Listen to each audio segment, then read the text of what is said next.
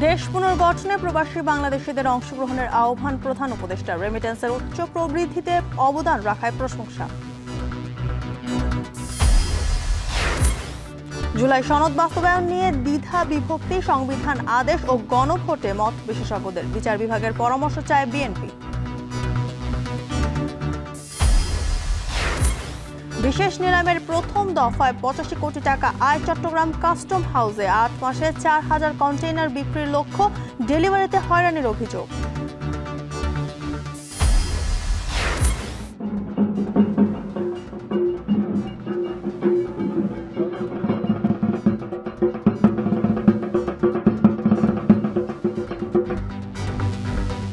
মহাষষ্ঠীতে শারদীয় দুর্গোৎসবের মূল পর্ব শুরু হচ্ছে আজ। দেবীর আরাধনায় মেতে উঠবেন ভক্তরা।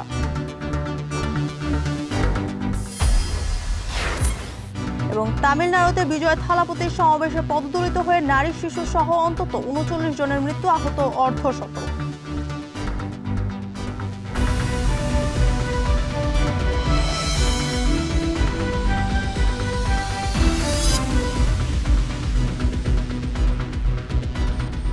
স্বাগত এখন বাজারে। পুরো আয়োজনে আপনাদের সঙ্গে আছে আমি জানসিন জ্যোতিকা।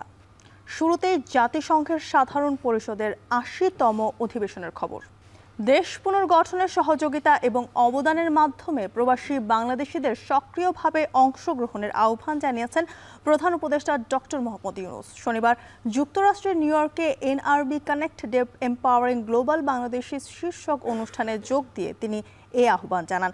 এ সময় বাংলাদেশের জন্য প্রবাসীর একটি অবিচ্ছেদ্য অংশ বলে অভিহিত করেন প্রধান উপদেষ্টা। অনুষ্ঠানে জুলাই পরবর্তী গত 15 মাসে বাংলাদেশের অর্থনৈতিক অগ্রগতি তুলে ধরেন বিডার নির্বাহী চেয়ারম্যান, যেখানে রেমিটেন্সে 21%-এরও বেশি প্রবৃদ্ধিতে অবদান রাখায় বাংলাদেশি প্রবাসীদের প্রশংসা করেন বিডার নির্বাহী চেয়ারম্যান। অনুষ্ঠানে বাংলাদেশ প্রশ্নে এক থাকার অঙ্গীকার করেন বিএনপির, জামায়াত ও এনসিপির নেতারা। এদিকে বিমানবন্দরের রাজনীতিকদের ওপর আওয়ামী লীগের হামলার ঘটনায় ওয়াশিংটনে থাকা বাংলাদেশ দূতাবাস কিংবা নিউ ইয়র্ক কনসুলেটের কারো ব্যর্থতা থাকলে ব্যবস্থা নেওয়া হবে জানিয়েছেন পররাষ্ট্র উপদেষ্টা তৌহিদ হোসেন।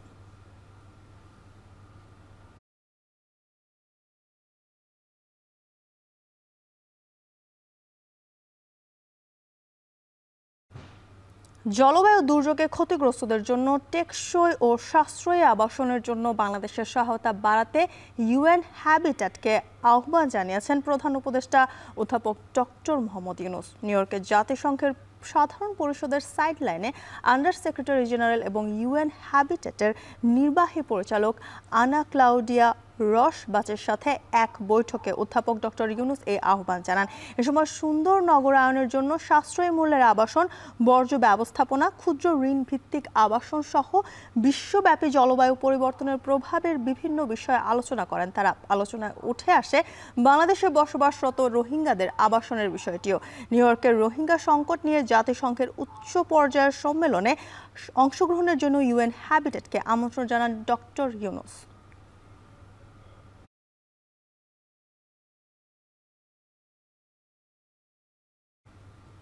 গণ অভ্যুত্থানের মাধ্যমে গঠিত হলেও সংবিধানের ধারাবাহিকতা মেনে চলছে অন্তর্বর্তী সরকার। তাই সংবিধান সংশোধন প্রশ্নে বর্তমান সরকারের ক্ষমতা নিয়ে দেখা দিয়েছে বিতর্ক। এই অবস্থায় জুলাই সনদ বাস্তবায়নে অভ্যুত্থানের ঘোষণাপত্রকে সূত্র ধরে সংবিধান আদেশ জারি এবং নির্বাচনের দিন গণভোটের পরামর্শ দিয়েছেন বিশেষজ্ঞরা। তবে এই বিষয়ে 106 অনুচ্ছেদ অনুযায়ী আপিল বিভাগের পরামর্শ দেওয়ার দাবি জানিয়েছে বিএনপি। বিস্তারিত জানাচ্ছেন হাসিবিল্লাহ। গণ অভ্যুত্থানের 1 বছরের বেশি সময় পার হওয়ার পরেও এই অন্তর্বর্তী সরকারের ক্ষমতা নিয়ে বিতর্ক উঠেছে। প্রশ্ন তৈরি হয়েছে, এই সরকার সাংবিধানিক নাকি বিপ্লবী? এই সরকারের তেমনটা পরিবর্তন করার এখতিয়ার আছে যেমনটা চাওয়া হচ্ছে। ছাত্র জনতার রক্তাক্ত অভ্যুত্থানের পর বিলুপ্ত সংসদ, ভেঙে গেছে মন্ত্রিপরিষদ, গঠিত হয়েছে অন্তর্বর্তী সরকার। তাই সংবিধানের নির্বাহী বিভাগ এখন অকার্যকর। তবে মৌলিক অধিকার রক্ষায় আদালতে যত মামলা হচ্ছে সব সংবিধানের 102 অনুচ্ছেদ অনুযায়ী। অন্যদিকে 93 অনুচ্ছেদ অনুযায়ী বিভিন্ন আদেশ দিয়ে সরকার তার কার্যক্রম পরিচালনা করছে। তবে 93-এর ক্ষমতা সীমিত, যা দিয়ে সাংবিধানিক সংস্কার সম্ভব নয়। বাংলাদেশ এখন একটা বিশেষ পরিস্থিতির মধ্যে আছে। পুরো সংবিধানের ভেতরে সরকার নাই। অভ্যুত্থান করার পরে আবার এই যে প্রবণতা দেখাইছেন, ধরেন এই রাষ্ট্রপতি রেখে দিচ্ছেন, সুপ্রিম কোর্টের কাছে আবার গেছেন আপনি যে এটা আসলে বৈধ কিনা একটা মতামত দেন। তার মানে এটা থেকে বোঝা যায় যে আপনি একটা প্রবণতা হচ্ছে আপনার এরকম যে আপনি একটা বৈধ পথে বাকিটা চালাইতে চান, আবার এটার ভেতরে বৈধ পথে কিছু পরিবর্তনও করতে চান, যে পরিবর্তনটা প্রয়োজন। 7 মাস ধরে দলগুলোর সঙ্গে ঐকমত্য কমিশনের বৈঠকে 84টি সংস্কার ইস্যুতে 11টি নোট অব ডিসেন্ট সহ ঐকমত্য হয়েছে। এসব সংস্কার করলে সংবিধানের মৌলিক কাঠামো পরিবর্তন হবে, তবে এই পরিবর্তন পরবর্তী সংসদও করতে পারবে না। কারণ 142 অনুচ্ছেদ অনুযায়ী সংসদ সদস্যদের ভোটে সংবিধান সংশোধন করার সুযোগ থাকলেও মৌলিক কাঠামো পরিবর্তন হওয়ায় ইতিমধ্যে পঞ্চম, সপ্তম, অষ্টম, ত্রয়োদশ এবং ষোড়শ সংশোধনী বাতিল করেছে আপিল বিভাগ। তবে পরবর্তী সংসদের কাছে সাংবিধানিক সংস্কার ছেড়ে দিতে চায় না জামাত, এনসিপি সহ বেশ কয়েকটি দল। অন্যদিকে নতুন করে সংবিধান রচনা কিংবা সংস্কারের জন্য গণপরিষদ নির্বাচনের বিপক্ষে বিএনপি। এই যখন দলগুলোর অবস্থান, তখন নির্বাচনের আগে কিভাবে জুলাই সনদ বাস্তবায়ন করা যায় এ বিষয়ে সংবিধান বিশেষজ্ঞদের কাছে পরামর্শ চায় ঐকমত্য কমিশন। বিপ্লব পরবর্তী শূন্যতা, তার থেকে সৃষ্ট সাংবিধানিক প্রয়োজনীয়তা, সেটার একটা প্রতিফলন আমরা জুলাই ঘোষণায় দেখতে পাই। তার উপরে জুলাই ঘোষণায় আমরা এটাও দেখতে পাই যে জনগণ সংবিধান সংস্কারের একটা আকাঙ্ক্ষা প্রকাশ করেছেন। কাজেই আমরা এই বৃহত্তর প্রেক্ষাপটে আমরা মনে করেছি যে এই জিনিসগুলোর ভিত্তিতে বর্তমান সরকার একটা সাংবিধান আদেশ দিতে পারে। কিন্তু বাস্তবতা হলো জুলাই ঘোষণাপত্রের আলোচিত 22 অনুচ্ছেদ নিয়েও আছে বিতর্ক। এখানে অন্তর্বর্তী সরকারের সংস্কার বাস্তবায়নের ক্ষমতা থাকলেও 25 ও 27 অনুচ্ছেদে আছে পরবর্তী সংসদে বাস্তবায়নের কথা। তবে এটিকে সংস্কারের ধারাবাহিক প্রক্রিয়া বলে মনে করেন এই বিশেষজ্ঞ। বিএনপি খুব একটা কথা বলে যে সাংবিধানিক সংস্কার একটা ধারাবাহিক প্রক্রিয়া। তো এই ধারাবাহিক প্রক্রিয়া যদি আপনি মেনে নেন, তাহলে 22, 25, 27 সবগুলো কিন্তু খুবই সুন্দরভাবে সিঙ্ক করে। 22-এর মাধ্যমে আমরা এখন যেটা বলছি সংবিধান আদেশ, গণভোট, এগুলো হতে পারে, কিন্তু এগুলো হওয়ার পরেও পরবর্তী সংসদের কিছু কাজ করণীয় থেকে যাবে, যে এই সনদটাকে সংবিধানের সাথে সরাসরি অন্তর্ভুক্ত করা, সংবিধানের প্রয়োজনীয় সংশোধনী আনা। জুলাই সনদ বাস্তবায়নে সাংবিধানিক আদেশের পাশাপাশি নির্বাচনের দিন একই সাথে গণভোটের পরামর্শ দেয় বিশেষজ্ঞ প্যানেল। এ বিষয়ে রাজনৈতিক দলগুলোকে ঐকমত্যের কাছাকাছি আসতে হবে। এখন একটা গণভোটের ব্যাপারে যদি এক ধরনের আন্ডারস্ট্যান্ডিং হয় রাজনৈতিক দলগুলোর মধ্যে, বিএনপি এবং জামাতের মধ্যে, এবং আমার কাছে মনে হয় হয়তো এনসিপি বা অন্যান্য রাজনৈতিক দলগুলোও গণভোটের ক্ষেত্রে তারা অনেক পজিটিভ হওয়ার কথা। তবে এই সংকটের সমাধান জানতে সংবিধানের 106 অনুচ্ছেদ অনুসরণ করে সুপ্রিম কোর্টের মতামত চাওয়ার দাবি তুলেছে বিএনপি। যদিও শঙ্কা থাকলে ঐকমত্যের স্বার্থে আদালতের দ্বারস্থ হবার বিষয়টি বিবেচনায় রাখছেন বিশেষজ্ঞরা।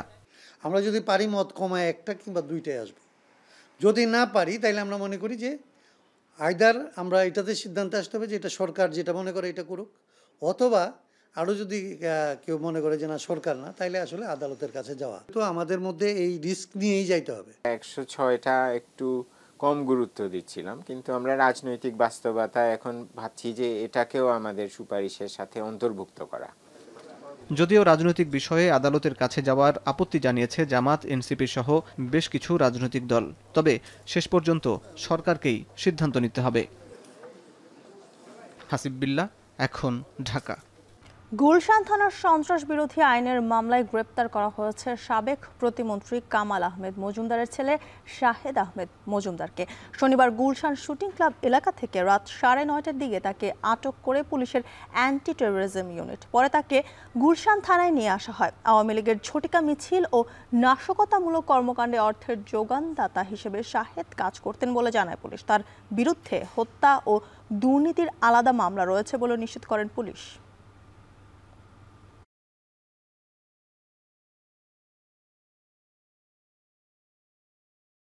সন্ত্রাস বিরোধীতে ওনার বিরুদ্ধে একটা মামলা আছে আমাদের এখানে গুলশান থানার মামলা নম্বর 29।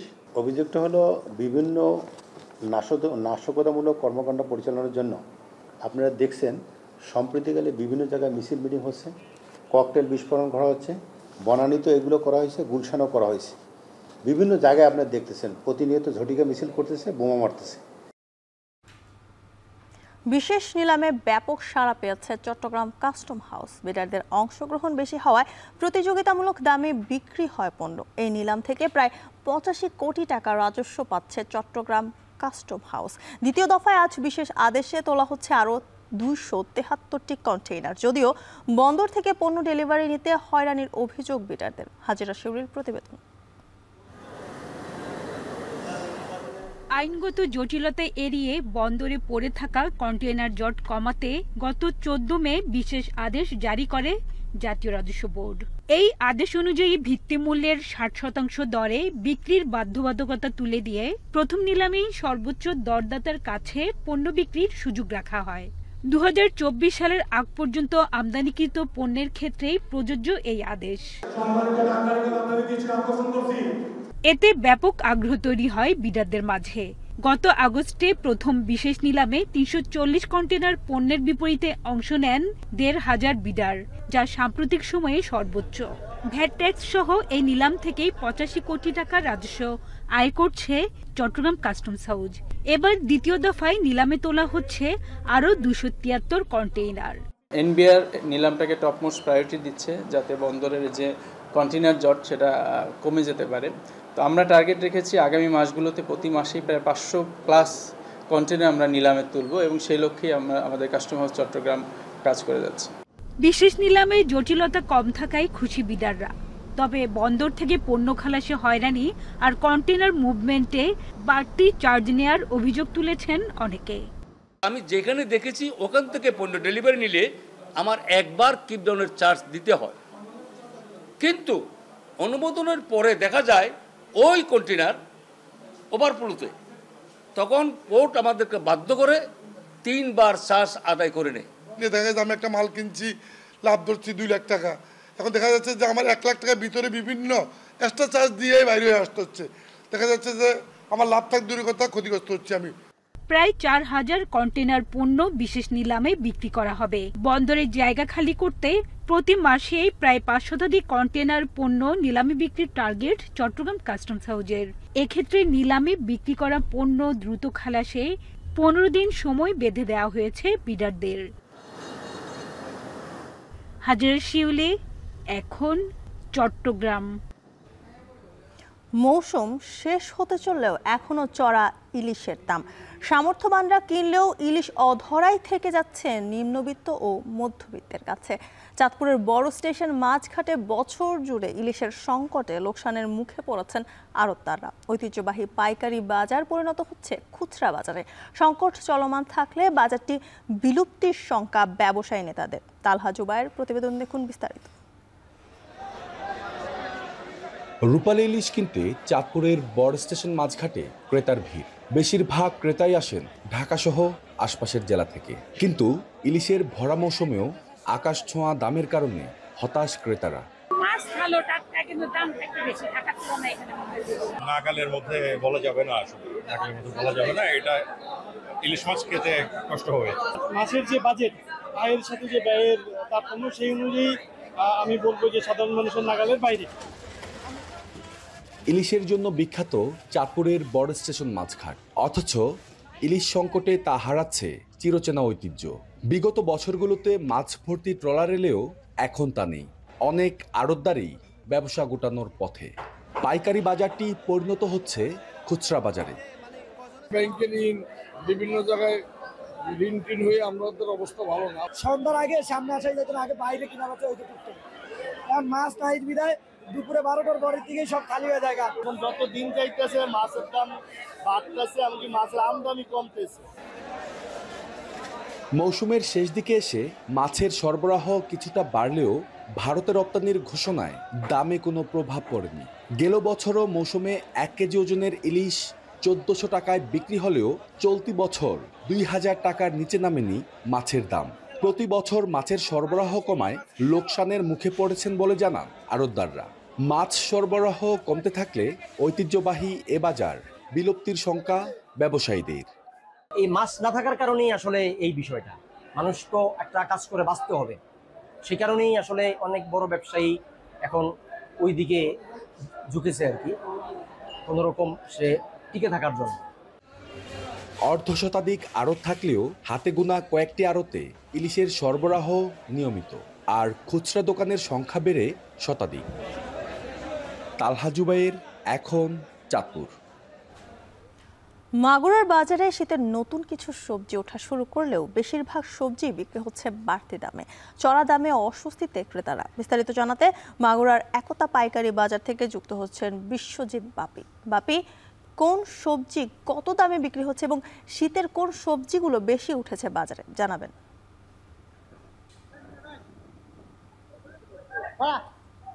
জ্যোতিকা, সকাল থেকেই মাগুরার যে কৃষকরা তাদের উৎপাদিত যে সবজি নিয়ে কিন্তু এই বাজারটিতে আসে এবং এই বাজারটি থেকে যারা খুচরা ব্যবসায়ী তারা কিন্তু কিনে নিয়ে মাগুরার 4টি উপজেলা সহ পার্শ্ববর্তী জায়গায়ও কিন্তু এই সবজি বেচা কেনা হয়। তা আমরা এই মুহূর্তে আছি মাগুরা সব থেকে বড় সবজি বাজার, মাগুরা একতা কাঁচা বাজারে।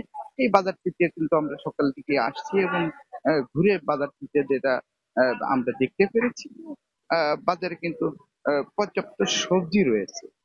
তারপরেও যে ক্রেতারা যেটা অভিযোগ করছে যে প্রত্যেকটা সবজিরই কিন্তু প্রায় দাম বেশি। এখানে শীতের সবজি কিন্তু এখন উঠতে শুরু করেছে, যেমন শীতের মূলা, যেমন চাল কুমড়া, যেমন লাউ, যেমন ফুলকপি, এই সবজিগুলো কিন্তু বাজারে কিন্তু উঠতে শুরু করছে। পরেও কিন্তু হঠাৎ করে মাগুরার যে সবজির দাম, এই দাম কিন্তু বেশ একটু বাড়তি দামে বিক্রি হচ্ছে।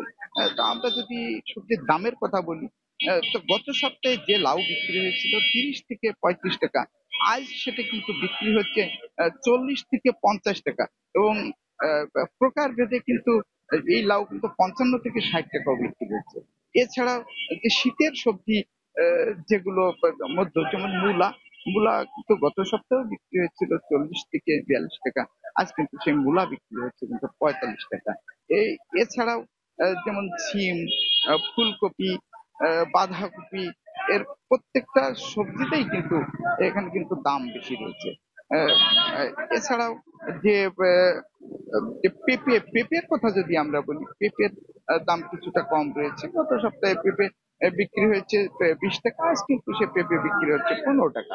অর্থাৎ সবকিছু মিলে শীতের সবজি আসার পরেও মাগুরায় কিন্তু সবজির দাম বৃদ্ধি রয়েছে, ক্রেতা পর্যায়ে বেশ কিছু ক্ষোভ রয়েছে। এই ছিল মাগুরা যে সবজির বাজার থেকে সর্বশেষ। জ্যোতিকা, মাগুরা থেকে সবজি বাজারের খবর জানাচ্ছিলেন সহকর্মী বিশ্বজিৎ বাপি। নাটোরের ঐতিহ্যবাহী নারদ নদ এখন যেন নতুন দৃশ্যপট। লেপ, বালিশ, কাঁথা, ককশিট, ফ্রিজ থেকে শুরু করে অজস্র পলিথিন সব সরিয়ে ধীরে ধীরে চেহারা বদলাচ্ছে নদের। জেলা প্রশাসনের উদ্যোগে নদী পরিষ্কার অভিযানে ইতোমধ্যে 1 কিলোমিটারের বেশি এলাকা দৃশ্যমান হয়েছে। জাহিদুল ইসলাম সুমনের ছবিতে মাহবুব হোসেনের প্রতিবেদন। ঝোপঝাড় আর আবর্জনায় আক্ষরিক অর্থেই ভাগাড়ে পরিণত হয় নাটোরের ঐতিহ্যবাহী নারদ নদ। কিন্তু গত মাসখানেক ধরে চলা পরিষ্কার পরিচ্ছন্ন অভিযানে বদলেছে সেই চিত্র। 2 চোখের দৃষ্টিসীমা যত দূর যায়, আবর্জনা সরিয়ে উন্মোচিত হচ্ছে নদীর প্রকৃত রূপ। তবে দীর্ঘদিনের আবর্জনা আর ময়লা পরিষ্কার করতে গিয়ে উদ্ধার হয় লেপ, বালিশ, কাঁথা, ককশিট, পুরনো ফ্রিজ থেকে শুরু করে অজস্র পলিথিনের স্তূপ সরাতেই নাকাল পরিচ্ছন্ন কর্মীরা। পুরাতন কাপড় চোপড় সব নিয়ে সেই জায়গা রাখছে, মানে নদী একবারে ভরাট হয়ে গেছে এরকম পর্যায়ে। পলিথিনের মতন মানে বাড়ির আবর্জনা যা আছে সব এখানে ফেলাইছে, নদীটা ভরে গেছে, এখন ওগুলো আমাদের পরিষ্কার করা লাগতেছে। নান্দনিক নাটোর গোড়ার অংশ হিসেবে গত 14 আগস্ট পরিচ্ছন্ন অভিযানের উদ্বোধন করেন জেলা প্রশাসক আসমা শাহীন। এ কাজে এগিয়ে আসে জেলার 15টি সরকারি দপ্তরের পাশাপাশি ব্যবসায়ী সংগঠনও। প্রতিদিন 25 থেকে 30 জন শ্রমিক অংশ নিচ্ছে নারদ নদ পরিষ্কারে। ইতোমধ্যে নদীর 1 কিলোমিটারের বেশি অংশে ময়লা আবর্জনা সরানো সম্ভব হয়েছে। এতে নতুন আশার সঞ্চার হয়েছে স্থানীয়দের মধ্যে। অবৈধ দখল উচ্ছেদ করে নদীকে ঘিরে নানা পরিকল্পনার দাবি জানায় নদী পাড়ের মানুষ। এটাকে খনন করে, পুনঃখনন করে, মানে ওই দুই সাইডে পাড় বাঁধে দিয়ে রাস্তা চলাচলে যদি উপযুক্ত করা হতো, তাহলে এটা আমাদের দীর্ঘদিনের স্বপ্ন বাস্তবিত হতো। কমপক্ষে 150 জন লোক প্রতিদিন নিয়োগ করা উচিত। পরিকল্পিত বিভিন্ন স্পটে যদি আমরা এই লোক নিয়োগ করি, তাহলে আমরা দ্রুত সম্ভব হবে। পরিষ্কার পরিচ্ছন্নতাকে সাস্টেনেবল করতে চাই, তাহলে আমাদেরকে আমাদের যে আবর্জনা ময়লা এগুলো যেন নদীতে না ফেলি, এই উদ্যোগ নেওয়া দরকার। 2009 সালে 10 কোটি টাকা ব্যয়ে নারদ নদের উৎসমুখ সহ 17 কিলোমিটার খনন হলেও প্রত্যাশিত সুফল পায়নি এলাকাবাসী। তবে এবার পরিষ্কার অংশটুকু খননের মাধ্যমে স্থায়ীভাবে পানির প্রবাহ ঠিক রাখা হবে বলে প্রত্যাশা নদীপাড়ের মানুষের। শুধু পরিষ্কার নয়, দীর্ঘমেয়াদে নদী খনন সহ নানা পরিকল্পনা নেওয়া হচ্ছে বলে জানান জেলা প্রশাসক। এছাড়া যেই জায়গাগুলো আমরা পরিষ্কার করেছি সেটা যেন সাস্টেইনেবল হয়, মানুষ যেন পুনরায় সেখানে ময়লা না ফেলে, সেই প্রতিরোধমূলক ব্যবস্থা হিসেবে আমরা সেখানে মোবাইল কোর্ট পরিচালিত করব এবং জনগণকে সচেতন করারও ব্যবস্থা নেওয়া হচ্ছে। ভবিষ্যতে এখানে অবৈধ স্থাপনা উচ্ছেদ সহ অন্যান্য যে কার্যক্রম যেটি মূলত পানি উন্নয়ন বোর্ড করবে, সেই কাজটিও যেন ত্বরান্বিত হয় সেটির ব্যবস্থা আমরা করছি। রাজশাহীর ইউসুফপুর থেকে উৎপত্তি হয়ে গুরুদাসপুরের নন্দকুজা নদীতে মিলেছে নারদ নদ। 72 কিলোমিটার দৈর্ঘ্যের এ নদীর অস্তিত্ব এখন মাত্র 43 কিলোমিটার। তার মধ্যে প্রায় 10 কিলোমিটার নাটোর শহরের ভিতর দিয়ে প্রবাহিত। মাহবুব হোসেন, এখন নাটোর। জলবায়ুর পরিবর্তনে হারিয়ে যেতে বসেছে গ্রাম বাংলার ঐতিহ্যবাহী তাল গাছের তৈরি ডোঙ্গা নৌকা। একসময় নানা কাজে ব্যবহৃত এই নৌকা এখন আর তেমন দেখা যায় না। আগের তুলনায় জলাশয়ের পানি কমায় দিন দিন কমছে এই ডোঙ্গার ব্যবহার। পরিবেশবিদরা বলছেন এই জলজ বাহন টিকিয়ে রাখতে প্রয়োজন সরকারি পৃষ্ঠপোষকতা। মফিজুর রহমান শিপনের তথ্যচিত্রে বিস্তারিত। নদী, বিল, বাউর কেন্দ্রিক জেলা ফরিদপুর। এখানে একসময় দাপট ছিল ডোঙ্গা নৌকার। তবে সময়ের সাথে কমেছে ডোঙ্গার ব্যবহার, ম্লান হয়েছে এর জৌলুস। বাড়ি থেকে হাট বাজার সহ বিভিন্ন জায়গায় যাতায়াতের প্রধান বাহন ছিল ডোঙ্গা। যাত্রী পারাপার, ধান কাটা ছাড়াও মাছের ঘেরে ব্যাপকভাবে ব্যবহৃত হতো তালগাছের তৈরি ডোঙ্গা। কিন্তু এখন পানি সংকটে গ্রামগঞ্জের জলজ এই বাহনের ব্যবহার আর নেই বললেই চলে। স্থানীয়রা জানান, এক সময় যে বিল বাউর পানিতে টইটম্বুর থাকতো, সেখানে বেশ কয়েক বছর ধরে কমছে পানি। এতে নৌকার ব্যবহার কমার পাশাপাশি প্রভাব পড়ছে জীববৈচিত্র্যে। আগে ডোঙ্গা অনেক ভালো ব্যবহার ছিল, এখন পানির কারণে ডোঙ্গা ব্যবহার হইতেছে না, পানি থাকে না, ডাঙ্গায় পাট পড়ে যায়। 5-7 বছর ধরে আমাদের বেড়িবান মাধ্যমে আমাদের পানি নাই, পানি মানে মরুভূমি হয়ে গেছে পানির জন্য। তো এখন রাস্তাঘাট হয়ে গেছে, পানি হয় না, আর না নৌকা এবং ডোঙ্গা এগুলো এখন লাগে না। ডোঙ্গা নিয়ে ধরেন হাট বাজারে করতাম, হাটে বাজারে দোকান পাশা সব হলো ধরেন তলায় যেত পানিতে, তা লোকে লোকে বেচা কিনা করতো। ভালো একটি তাল গাছ দিয়ে দুটি ডোঙ্গা তৈরি করা সম্ভব, আর সেটিকে 8 থেকে 10 বছর ব্যবহার করা যায়। বর্ষা চলে গেলে ডোঙ্গা ডুবিয়ে রাখতে হয় পানিতে। একটি ডোঙ্গা বিক্রি হয় সর্বোচ্চ 10 থেকে 12,000 টাকায়। জলের সঙ্গে হলো যে সম্পর্ক, জল বেশি হবে বিক্রি ভালো হবে, জল কম হবে বিক্রি কম হবে। বেচাকেনা কম, আগে যে ছিল অনেক বেচাকেনা, দামও ভালো ছিল, এখন দাম বর্তমান কম, বেচাকেনাও বর্তমান কম। পরিবেশবিদরা বলছেন, পরিবেশ বান্ধব ও সহজ নৌযান ডোঙ্গাকে টিকিয়ে রাখার জন্য দরকার সরকারি পৃষ্ঠপোষকতা। অপরিকল্পিত বাঁধ, বিভিন্ন রকমের সুইচ গেট, এইসব কারণে আজকের পরিবেশের পানির সেই উৎস নষ্ট হয়ে যাচ্ছে। পানি ঠিকমতো প্রবেশ করতে পারছে না, কৃষকের জমিতে পানি ঢুকতে পারছে না, শহরগুলোও তো পানি ঢুকতে পারছে না, যার ফলে আজ হারাতে বসেছে আমাদের গ্রাম বাংলার ঐতিহ্য, আবহমান বাংলার সংস্কৃতি। নানা প্রতিবন্ধকতায় দিন দিন কমছে তালের ডোঙ্গা। এই প্রজন্মের কাছে এই ডোঙ্গা অনেকটাই অপরিচিত। এখন ফরিদপুর। ভারতের তামিলনাড়ুতে জনপ্রিয় অভিনেতা ও রাজনীতিবিদ থালাপতি বিজয়ের র্যালিতে পদদলিত হয়ে মৃত্যু হয়েছে অন্তত 39 জনের। এদের মধ্যে 9 শিশু ও 17 জন নারী রয়েছেন। বিষয়টি নিশ্চিত করেছে রাজ্যের স্বাস্থ্যমন্ত্রী। অতিরিক্ত ভিড়ের কারণে এই দুর্ঘটনা ঘটে বলে জানায় স্থানীয় পুলিশ। জাহানারা ভুইয়ার প্রতিবেদনে দেখুন বিস্তারিত। ভারতের প্রধানমন্ত্রী নরেন্দ্র মোদীর বিরুদ্ধে যুদ্ধ ঘোষণা করে রাজনীতির মাঠ কাঁপিয়ে দেন জনপ্রিয় তামিল অভিনেতা থালাপতি বিজয়। রাজ্যের বিধানসভা নির্বাচনকে সামনে রেখে চলতি মাসের প্রথম থেকেই টিভিকে দলের হয়ে বেশ হাঁকডাক বাজিয়ে নির্বাচনী প্রচারে নামেন তিনি। শুরু থেকেই তার র্যালি ও সমাবেশে উপচে পড়ে ভক্ত সমর্থক সহ সাধারণ মানুষ। সিনেমায় যেমন দাপটের সঙ্গে দর্শক হৃদয় জয় করেছেন, ঠিক তেমনি রাজনীতিতেও জনপ্রিয়তা তুঙ্গে দক্ষিণের এই নায়ক। শনিবার তামিলনাড়ুর কারুর শহরে থালাপতির ডাকে সাড়া দিয়ে সমাবেশে জড়ো হন হাজার হাজার সমর্থক। তবে নির্ধারিত সময়ের প্রায় 6 ঘন্টা পর থালাপতি সমাবেশে যোগ দেন বলে অভিযোগ ওঠে। তার অনুপস্থিতিতে দীর্ঘক্ষণ মানুষের উপচে পড়া ভিড়ে ঘটে পদদলনের ঘটনা। সময়ের সাথে বাড়তে থাকে প্রাণহানির সংখ্যা। আহতদের স্থানীয় হাসপাতালে চিকিৎসা দেওয়া হচ্ছে। মুহূর্তেই মৃত্যুপুরীতে পরিণত হয় পুরো কারুর শহর। এ ঘটনার প্রায় কয়েক ঘন্টা পর নীরবতা ভাঙেন থালাপতি বিজয়। সামাজিক যোগাযোগ মাধ্যম এক্সে দিয়ে এক বার্তায় জানান, এত মানুষ হতাহতের ঘটনায় তার হৃদয় চূর্ণ বিচূর্ণ। থালাপাতি দল টিভিকের পক্ষ থেকে দুর্ঘটনার জন্য আইন শৃঙ্খলা বাহিনীর গাফলতিকে দায়ী করা হচ্ছে। সমাবেশ স্থলে প্রায় 60,000 মানুষের ধারণ ক্ষমতা রয়েছে। তবে আয়োজকদের অনুমান ছিল 10,000 লোক সমাগমের। পুলিশ জানিয়েছে সমাবেশে অন্তত 30,000 মানুষ যোগ দিয়েছে।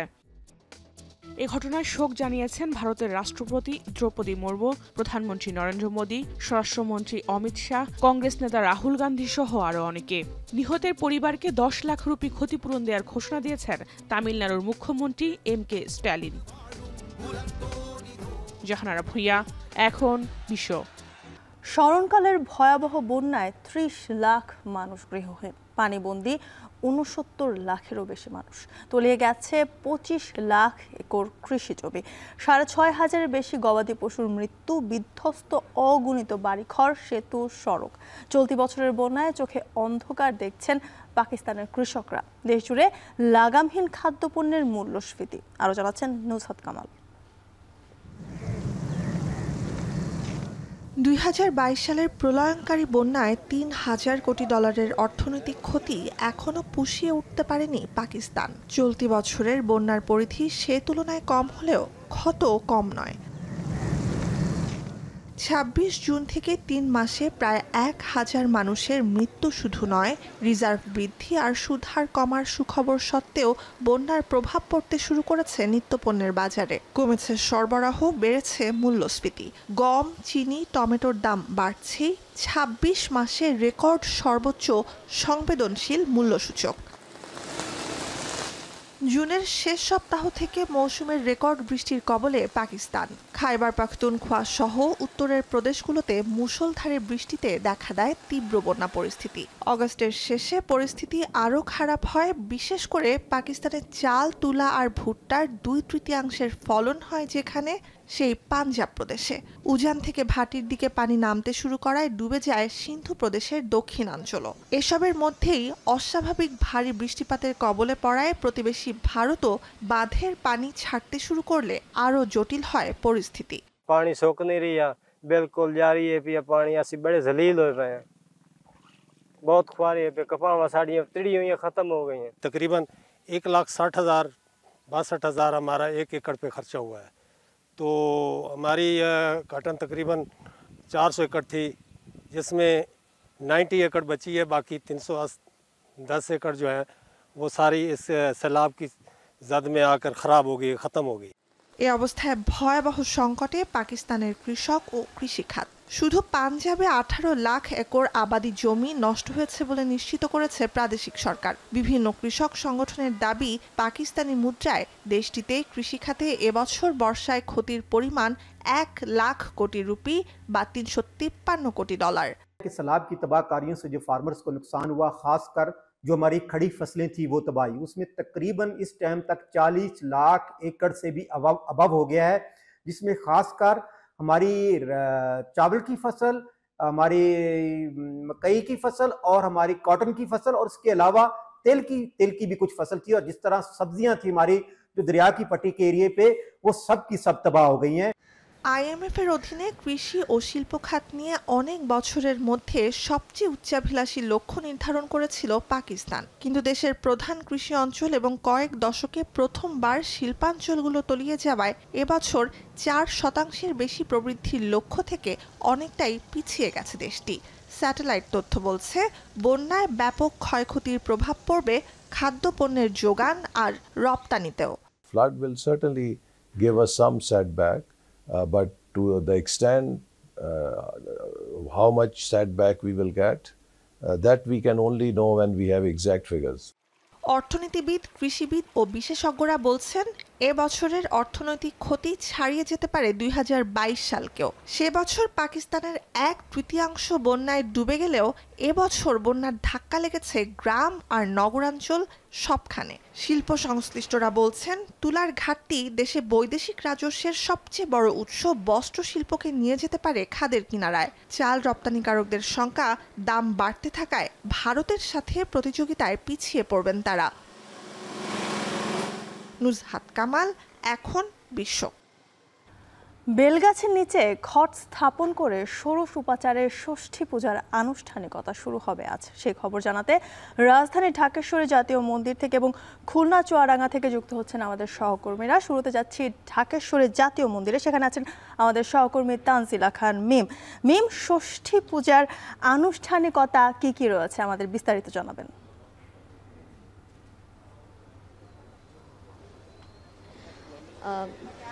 কিছুক্ষণের মধ্যেই ষষ্ঠী পূজার যেই বিহিত পূজা হয়, ষষ্ঠীর দিনে যে বিহিত পূজা হয় সেই পূজার আনুষ্ঠানিকতা শুরু হবে এবং ষোড়শ উপাচারে এই বেলতলায় এই পূজাটি হবে। সেই পূজার প্রস্তুতি কিন্তু ইতোমধ্যে চলছে। 9:58-র মধ্যে এই পূজাটি শুরু হবে এবং এই তিথি অনুযায়ী আসলে সেই প্রস্তুতি কিন্তু এখন থেকে পুরোহিত যারা রয়েছেন তারা নিতে শুরু করেছেন। ইতোমধ্যে ভক্তরাও এসে উপস্থিত হয়েছে। ভোরবেলা থেকে আমরা এখানে রয়েছি, একে একে ভক্তরা আসছেন। প্রতিটি দিন ধরে তারা অপেক্ষা করেছেন।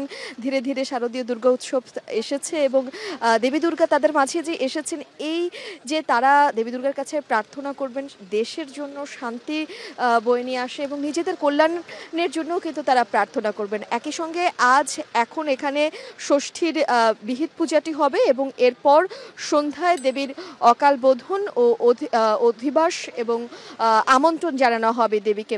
এরপরে কিন্তু ভক্তদের জন্য দেবী দুর্গার ভক্তদের সামনে দেবী দুর্গাকে উন্মুক্ত করে দেওয়া হবে, যে যার মতো করে প্রাণ ভরে আসলে দেবী দুর্গার কাছে প্রার্থনা করতে পারবেন। এবছর প্রতিটি পঞ্জিকা মতে প্রতি বছরের মতো বিভিন্ন বাহনেই কিন্তু দেবী দুর্গা এসে থাকেন। এবছর দেবী দুর্গা এসেছেন গজে, অর্থাৎ হাতিতে চড়ে, এবং তিনি ফিরবেন দোলায় চড়ে।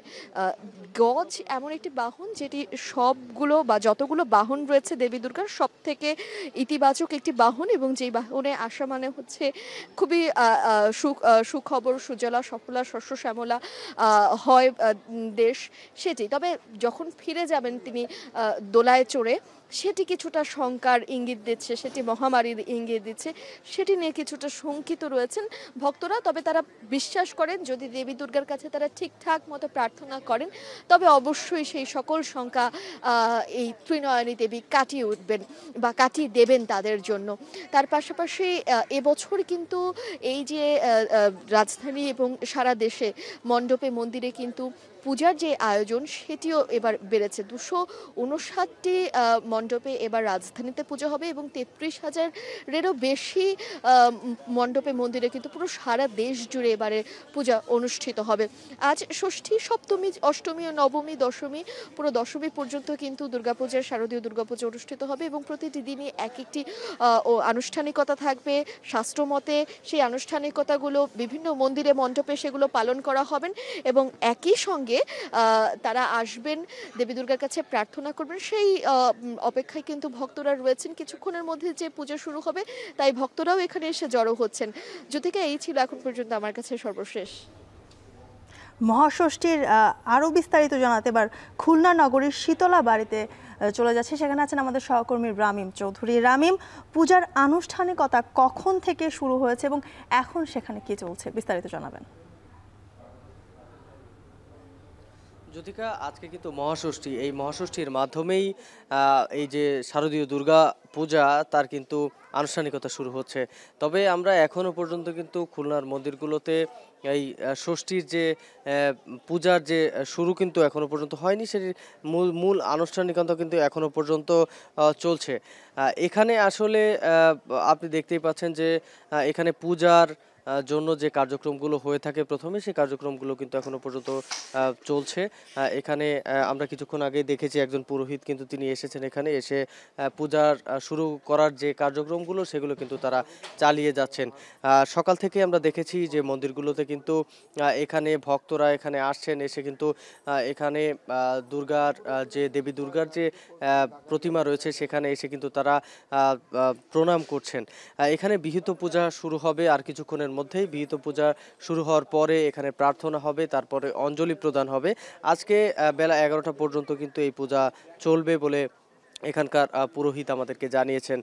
এখানে বেশ কিছু মানুষের সাথে আমরা কথা বলেছি, এখানকার যারা ভক্তরা রয়েছেন তারা যেটি বলছেন যে মূলত কিন্তু দেবী দুর্গা প্রতি বছরই আসেন শান্তির বার্তা নিয়ে, এবং এখানে তারা বলছেন যে সারা বাংলাদেশে যেন শান্তির যে সুবাস সেটি যেন ছড়িয়ে পড়ে এবং সকল দুষ্টের যেন নাশ হয়, এবং এখানে দেবী দুর্গা এসে তিনি শান্তির প্রতীক নিয়ে আসবেন এবং প্রতিস্থাপন করবেন, এমন কথাই কিন্তু তারা বলছেন।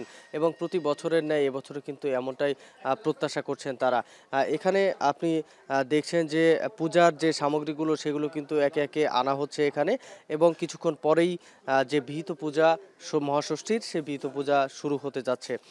এখানে আমরা যতদূর জানিয়েছি যে খুলনাতে কিন্তু 980টি মন্দির রয়েছে, 980টি মন্দিরে কিন্তু পূজা হচ্ছে বা দুর্গা পূজা। এর পাশাপাশি এখানে কিন্তু পুরো শহরে 120টি মণ্ডপ রয়েছে, 120টি মণ্ডপে কিন্তু এবার পূজা অনুষ্ঠিত হচ্ছে। পূজা উদযাপন কমিটির যারা রয়েছেন তারা যেটি বলছেন যে মূলত প্রতি বছরের মতো এবছর কিন্তু বেশ জাঁকজমকপূর্ণভাবে খুলনাতে পূজা উদযাপন করা হবে, এবং কোনো প্রকার সংখ্যা কিন্তু এখনো পর্যন্ত তারা দেখছেন না। তারা যেটি বলছেন যে মূলত এবছর কিন্তু প্রশাসনের পক্ষ থেকেও কিন্তু তারা বেশ সাড়া পেয়েছেন, এবং এই পূজা সুন্দরভাবে উদযাপনের জন্য প্রশাসন সর্বদা তাদের সহযোগিতা করছে এবং নিরাপত্তা ব্যবস্থা কিন্তু বেশ জোরদার করা হয়েছে। সব মিলিয়ে বললে চল যে খুলনায় বেশ জাঁকজমকপূর্ণভাবে ভাব গম্ভীর্যের সাথে কিন্তু ধর্মীয় যে হিন্দু ধর্মাবলম্বীদের সবথেকে বড় যে অনুষ্ঠান দুর্গা উৎসব সেটি কিন্তু শুরু হতে যাচ্ছে। তো এই ছিল আমার কাছে জ্যোতিকা খুলনা থেকে দুর্গাপূজার সবশেষ খবর। ষষ্ঠী পূজার আনুষ্ঠানিকতা নিয়ে আরও খবর জানাতে চুয়াডাঙ্গা থেকে যুক্ত হয়ে আছেন সহকর্মী অনিক চক্রবর্তী। অনেক, পূজার আনুষ্ঠানিকতা কেমন চলছে সেখানে জানাবেন। জ্যোতিকা, চুয়াডাঙ্গায় 113টি মণ্ডপে যে শারদীয় দুর্গা উৎসবের আনুষ্ঠানিকতা সেটি কিন্তু গতকাল থেকেই শুরু হয়ে গেছে, পঞ্চমী তিথি থেকেই শুরু হয়ে গেছে। গতকাল পঞ্চমী তিথিতেই ষষ্ঠী পূজার যে বোধন পূজা সেটি রাতেই সম্পন্ন করেছেন মণ্ডপগুলোর যারা পুরোহিত ঠাকুর আছেন তারা। পাশাপাশি যেই ষষ্ঠী পূজার যে আনুষ্ঠানিকতা সকালে সেটি কিন্তু ইতিমধ্যেই শুরু হয়েছে। আমার সাথে কিছুক্ষণ আগে কথা হয়েছিল এই মণ্ডপের যিনি প্রধান পুরোহিত তার সাথে। তিনি বলছেন আজ সকাল 11টা 13 মিনিট পর্যন্ত কিন্তু মহাষষ্ঠী রয়েছে, এর পরপরই মহাসপ্তমী পূজা শুরু হবে। আগামীকাল মহাসপ্তমী, তারপর মহাঅষ্টমী, নবমী এবং আগামী বৃহস্পতিবার বিজয়া দশমীর মধ্য দিয়ে কিন্তু শারদীয় দুর্গা উৎসব শেষ হবে। যদিকা এবছর দেবী দুর্গা গজে করে এই পৃথিবীতে এসেছেন এবং বৃহস্পতিবার কিন্তু দোলায় চড়ে তিনি আবার এই পৃথিবী ছেড়ে আবার কৈলাসে চলে যাবেন। দেবী দুর্গার এই আগমন উপলক্ষে সনাতন যারা ধর্মাবলম্বী আছে তাদের মধ্যে আনন্দ উদ্দীপনা কাজ করছে। বছরের এই সময়টার জন্য কিন্তু হিন্দু সনাতন ধর্মাবলম্বী যারা রয়েছেন তারা অপেক্ষা করেন সারা বছর। দূর দূরান্ত থেকে যারা আত্মীয় স্বজন রয়েছেন তারা কিন্তু এই সময়টাতে বাসায় আসেন এবং পরিবারের সাথে মিলিত হন। সবকিছু মিলিয়ে কিন্তু হিন্দু সনাতন ধর্মাবলম্বীদের মধ্যে এক আনন্দ ঘন পরিবেশের আসলে সৃষ্টি হয়। দুর্গাপূজা উপলক্ষে ধূপ ধুনো ঢাকের যে আওয়াজ সেটি কিন্তু আপনি শুনতে পাচ্ছেন ইতিমধ্যেই। তো সবকিছু মিলিয়ে দুর্গাপূজার আনুষ্ঠানিকতা কিন্তু প্রত্যেক মণ্ডপে চলছে। আগামীকাল মহাসপ্তমী, অষ্টমী, নবমী এবং দশমী পূজার সবশেষ তথ্য আমি আপনাকে চুয়াডাঙ্গা থেকে জানাতে পারবো। মহাষষ্ঠী পূজার আনুষ্ঠানিকতার খবর জানাতে যুক্ত ছিলেন সহকর্মীরা। এবার খেলার খবর। বিসিবির 23 পরিচালক পদে নির্বাচনের জন্য মনোনয়ন কিনেছেন 60 জন কাউন্সিলর। মনোনয়ন কিনেছেন নির্বাচক পদ থেকে সদ্যই পদত্যাগ করা আব্দুর রাজ্জাক এবং খসড়া তালিকায় নাম না থাকা সাবেক বিসিবি পরিচালক ইফতেখার মিঠু। এছাড়া ফর্ম সংগ্রহ করেছেন বুলবুল আহমেদ, ফারুক আহমেদ ও তামিম ইকবালের মতো হেভি ওয়েট প্রার্থীরাও। বিস্তারিত আরিফুল ইসলাম সাহাবের প্রতিবেদনে। বিসিবির নির্বাচনী প্রক্রিয়ার শুরু থেকেই একের পর এক পক্ষপাতিত্বের অভিযোগ। তবে মনোনয়ন সংগ্রহের দিনে অভিযোগের বিরতি। আনন্দঘন পরিবেশে মনোনয়ন কিনেছেন চূড়ান্ত তালিকায় থাকা কাউন্সিলররা। এমন দিনে বড় খবর, পরিচালক পদে নির্বাচনের জন্য নির্বাচকের দায়িত্ব থেকে পদত্যাগ করে মনোনয়ন সংগ্রহ করেছেন আব্দুর রাজ্জাক। ক্রিকেট নিয়ে বৃহত্তর পরিসরে কাজ করার উদ্দেশ্যেই এমন সিদ্ধান্ত বলে জানিয়েছেন তিনি। বলা খুবই মুশকিল যে আগে একেবারেই চিন্তা করিনি, আবার এটাও ঠিক না যে একদম আজকে এখন ডিসিশন নিয়ে নিলাম। ক্রিকেটের উন্নতি করা ভাই, আর কোনো আমি যেহেতু আমি প্লেয়ার ছিলাম, তো ওই যেখানে খেলার সময় যেমন চেষ্টা করছি, সিলেকশন প্যানেলে যখন ছিলাম তখনও চেষ্টা করছি, আর এর পরবর্তীতে যেখানে যাব সেখানে আমি যদি কোচিংয়েও আসি তাতেও আমি চেষ্টা করব। এদিকে খসড়া তালিকায় নাম না থাকলেও চূড়ান্ত কাউন্সিলর তালিকায় থাকা ইফতেখার মিঠুও কিনেছেন মনোনয়ন। কাজের মূল্যায়ন হলে আবারও নির্বাচিত হতে আত্মবিশ্বাসী বিসিবির সাবেকেই পরিচালক। আর প্রথমবারের মতো পরিচালক পদে মনোনয়ন নেয়া সানিয়ান তানিম জানিয়েছেন, দুর্নীতি নয়, কাজের জন্যই ডিরেক্টর হতে চান তিনি। যদি কিছু ভালো করে থাকি তাহলে ফেরত আসবো। কাউন্সিলররা ওইটার মূল্যায়ন যদি করে তাহলে আমি কনফিডেন্ট। তো সেটা তো এখন বাংলাদেশে তো সবসময় এটার উপর বিচার করা হয় না, সো দেখা যাক। আমি মনে করি যে আমি ক্রিকেটে সার্ভ করতে এসেছি, আমার যদি সেটার জন্য আমার নীতি এবং ইমান ছেড়ে দিতে হয় তাহলে আমি ক্রিকেট বোর্ডে একদিনও থাকতে চাইবো না। সংবাদ মাধ্যমের সামনে না আসলেও মনোনয়ন কিনেছেন সভাপতি বুলবুল আহমেদ। আর নিজেরা না আসলেও প্রতিনিধি পাঠিয়ে মনোনয়ন কিনেছেন সাবেক সভাপতি ফারুক আহমেদ ও তামিম ইকবাল। 23 পদের বিপরীতে 7টি মনোনয়ন দিয়ে মোট 6 লাখ টাকার ফর্ম বিক্রি করেছে নির্বাচন কমিশন। তবে মনোনয়ন সংগ্রহকারীদের সম্পূর্ণ তালিকা প্রকাশ করেনি ইসি। 3টি ক্যাটাগরিতে আমরা মোট 60টি মনোনয়নপত্র বিতরণ করেছি। ক্যাটাগরি 1-এ যেটা হচ্ছে বিভাগীয় এবং জেলা পর্যায়ে, সেখানে 25টি মনোনয়ন ফর্ম বিতরণ করা হয়েছে। ক্যাটাগরি 2-এ যেটা ক্লাব ভিত্তিক, সেখানে 32টি মনোনয়ন ফর্ম বিতরণ করা হয়েছে এবং ক্যাটাগরি 3-এ 3টি মনোনয়ন ফর্ম বিতরণ করা হয়েছে। রবিবার মনোনয়ন জমা ও বাছাই শেষে সোমবার প্রকাশ করা হবে পরিচালক পদে প্রতিদ্বন্দ্বী প্রার্থীদের চূড়ান্ত তালিকা। আরিফুল ইসলাম সাহাব, এখন, ঢাকা। শেষ করছে এখন বাজার, তবে তার আগে শিরোনামগুলো আরও একবার। দেশ পুনর্গঠনে প্রবাসী বাংলাদেশিদের অংশগ্রহণের আহ্বান প্রধান উপদেষ্টার। রেমিটেন্সের উচ্চ প্রবৃদ্ধিতে অবদান রাখায় প্রশংসা। জুলাই সনদ বাস্তবায়ন নিয়ে দ্বিধা বিভক্তি। সংবিধান আদেশ ও গণভোটে মত বিশেষজ্ঞদের, বিচার বিভাগের পরামর্শ চায় বিএনপি। বিশেষ নিলামের প্রথম দফায় 85 কোটি টাকা আয়। চট্টগ্রাম কাস্টম হাউসে 8 মাসে 4000 কন্টেইনার বিক্রির লক্ষ্য। ডেলিভারিতে হয়রানির অভিযোগ।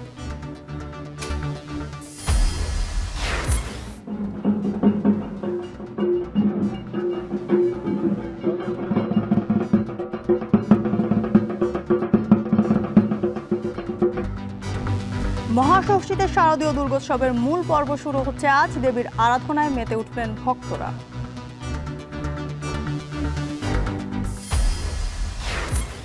এবং তামিলনাড়ুতে বিজয় থালাপতির সমাবেশে পদদলিত হয়ে নারী শিশু সহ অন্তত 39 জনের মৃত্যু, আহত অর্ধশত।